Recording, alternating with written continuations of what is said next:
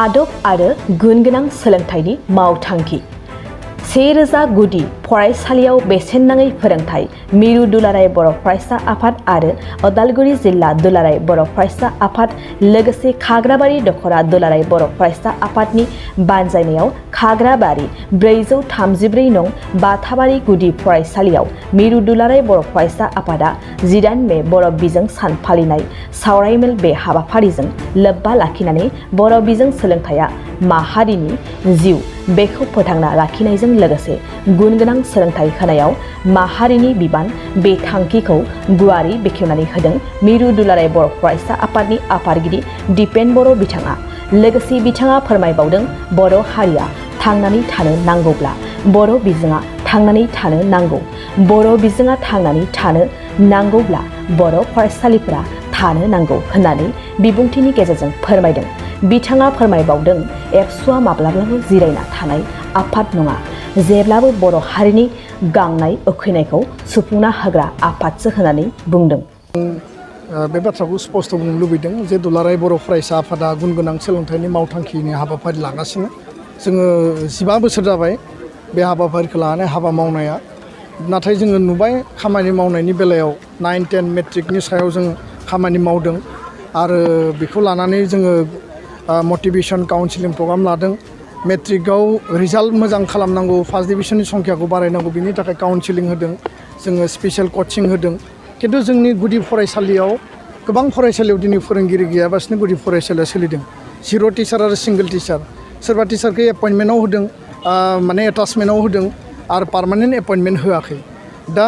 बेबायदि जों गुनगोनां सोलोंथाइ मालाबाबो सम्भब जाया। गुनगोनां सोलोंथाइ मोननांगोनबा गुदि फरायसालियावनो मोननांगोन। दा बेखायनो बिटिआर सरकार, आसाम सरकारखौ जों दाबि होदों टेट एपइन्टमेन्टनि गेजेरजों जेराव जेराव फोरोंगिरि गैया बेयाव फोरोंगिरि थिसननांगौ आरो बे थिसननायनि गेजेरजों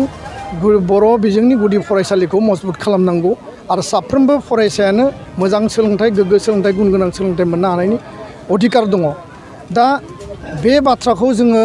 दाबियाथ' थाबाय, खिन्थु माला सुफुंगोन बेखौ सरकारा दाबो थिग खालामाखै। बिथांमोना बुंदों जोंनि एपइन्टमेन्टआ सोलिगासिनो दङ, खिन्थु दाबो जोंनि फरायसालियाव थोजासे फोरोंगिरि गैया। दा बेखायनो जेब्लासिम फरायसालियाव पार्मानेन्ट टिचार होआ, डिमान्डआथ' थागोन जोंहा होनांगौ, खिन्थु पार्मानेन्ट टिचार गैयिसिम दुलाराय बर' फरायसा आफादा जोंनियावनो थानाय जायफोर ग्रेजुवेसन, मास्टार डिग्रि खालामनानै दङ, जायफोर टेट, DLED, BEd खालामबाय, बिथांमोनखौ एपइन्टमेन्ट होनायनि गेजेरजों 1000 स्कुलाव टिचार एपइन्टमेन्ट होनायनि बेबस्थाखौ जों खालामनो नागिरदों आरो बिनि गेजेरजों जों गुनगोनां सोलोंथाइनि जि मोनसे बेबस्था, बे बेबस्थाखौ जों बांहोनो नागिरदों। गोजोन्थों। मोनसे बर' हारिनि मोनसे जारिमिनारि सान आरो मोनसे गोथार सान होननानै बेखौ जोङो दिनै लानांगोन। मानोना दिनै 18 मे 1963 मायथाइनि दिनैनि बे सानावनो जोंनि बर' रावा गुदि फरायसालियाव थिसनजादोंमोन, गनायथि मोनदोंमोन आरो बेखौनो दिनै उदालगुरि जिल्ला दुलाराय बर' फरायसा आफादजों लोगोसे खाग्राबारि दखरा एबसुजों जथायै दिनै बे खाग्राबारि ओनसोलनि सिङाव थानाय बटाबारि गुदि फरायसालियाव बेखौ सानसेनि हाबाफारिजों गाजा गोमजायै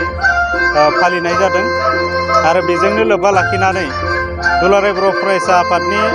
मावथांखिनि मोनसे हाबाफारि बायदियै आदब आरो गुन गोनां सोलोंथाइनि मावथांखि 1000 बर' बिजोंनि गुदि फरायसालिफोराव बेसेन नाङै फोरोंनाय जे मोनसे हाबाफारि, बेखौ दिनै दुलाराय बर' फरायसा आफादनि मानगोनां आफादगिरि दिपेन बर' बिथाङा बेखेवनानै होयो। दा मानोना जोंनि बर' बिजोंनि गुदि फरायसालिफोराव दिनैबो गोबां फरायसालिफोराव 0 टिचार जानानै दङ आरो गुबुन गुबुन फरायसालिफोराव सिंगेल टिचार, बेबायदि फरायसालिफोर गोबां दङ। दा बेखौनो नोजोर होनानै दुलाराय बर' फरायसा आफादनि मावथांखि बायदियै दिनै उदालगुरि जिल्ला आरो खाग्राबारि दखरा एबसुआ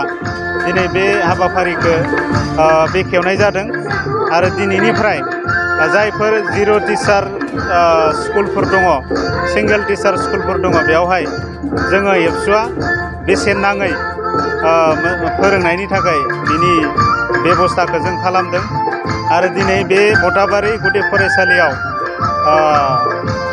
एपइन्टमेन्ट सासे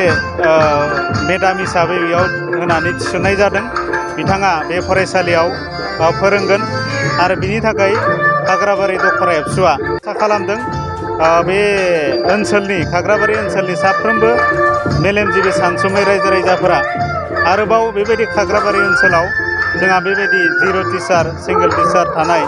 फरायसालिफोर दङ दा बेफोरखौ जोङो मोजाङै जोंनि फरायसुला फरायसुलिफोरखौ गुन गोनां सोलोंथाइनि थाखाय जि थांखि लादों एबसुआ दा बेखौ जोंनि रायजो राजाफोरा अराय मदद होलांगोन जों बेखौ आसा खालामदों आरो दिनै बे हाबाफारिखौ जिल्ला एबसुआ बेखेवजेननाय जाबाय आरो मोनफ्रोमबो दखरायाव जायफोर स्कुलाव जिर' टिचार बा सिंगल टिचारनि स्कुलफोर दङ दा बेयाव फोरोंगिरि थिसननायनि थाखाय उदालगुरि जिल्ला एबसु आरो मोनफ्रोमबो दखरा एबसुजों जयै बे हाबाफारिखौ मावफुंनाय जादों गोबां बर' टेट आनजाद होगिरि बिथांमोना दिनै थिसनलाय मोनाखै बे बिथिङाव टेट आनजाद होगिरि सानदों माने बे फोरोंगिरि जिहेथु जायफोर दिनै माखासे टिचारफोरा दिनै गोबां स्कुलावनो रिटायार जाबाय मोनसे स्कुलाव खायफा स्कुलावथ' सानै टिचार दङबा बे सानै टिचाराबो रिटायार जालांबाय आरो बिनि थाखाय बेखौ सुफुंनो थाखाय दिनैसिमबो सरकारा मावबावनांगौ दङ होननानै जों बेखौ बुंनो नागिरदों मानोना फोरोंगिरियानो जुदि गैयाबा जोंनि फरायसुला फरायसुलिफ्रा बेयाव गुन गोनां सोलोंथाइ मोननो हानाय नङा गोबां जेंना बेवहाय नुजागोन आरो दिनै जायफोर फरायसालिफोराव दिनै 50 फरायसुला फरायसुलि दङ 40 दङ 30 दङ बेवहाय माने साफा साफाल' फोरोंगिरिफ्रा दिनै बेवहाय फोरोंगासिनो दङ दा बिनि थाखाय जोंनि फरायसुला फरायसुलिफोरा मोजां मोनसे सोलोंथाइ मोननायाव गुन गोनां सोलोंथाइ मोननायाव गोबां जेंना जादों आरो बेखौ थाबैनो सुफुंनो थाखाय बिटिआर सरकार आसाम सरकारखौ जोंनिफ्राय बे नोंथांमोननि चेनेलनि गेजेरजों जोङो गोख्रैनो थिसननायनि हाबाफारिखौ मावफुंनो थाखाय जों खावलायहरदों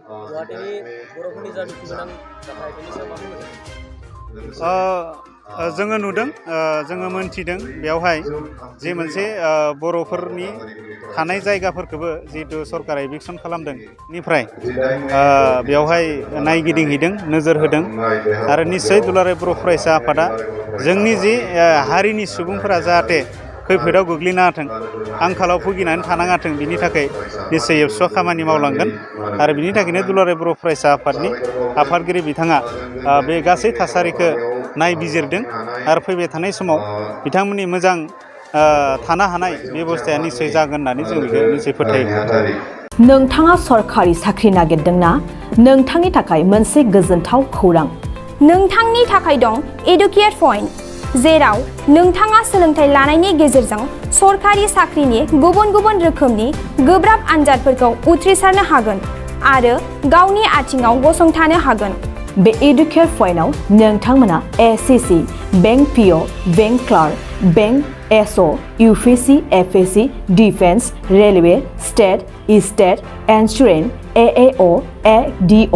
एसिस्टेन्टजों लोगोसे स्टेट लेभेल जब आरो माखासे सरकारि साख्रिनि आनजादाव गोनांथि जानाय आयदाफोराव सोलोंथाइ लानो हागोन मख'नो गोनांदि बे सोलोंसालियाव साख्रिनिल' नङा बेयाव MBA आरो सैनिक स्कुल बायदियाव एडमिशननि थाखाय एन्ट्रेन्स होनो थाखायबो सोलोंथाइ लानो हागोन बे सोलोंसालियाव गाहाम थाखो खथानि सुबिदा दं आरो सम मथे नोंथांनि सोलोंथाइखौ बे सोलोंसालियाव होनाय जागोन बेखौबो मिथिनांगोन दि बे एडुकेट पइन्टआव सोलोंथाइ लानानै बावैसो 2021-22 इं मायथाइनि एसएससि जिडिनि आनजादाव गासै 11 सा सोलोंसाफोरा उथ्रिसारनो हादों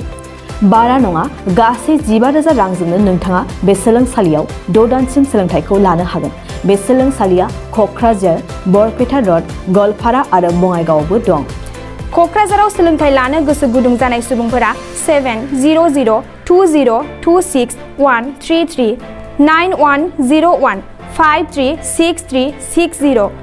70020261133 9101536360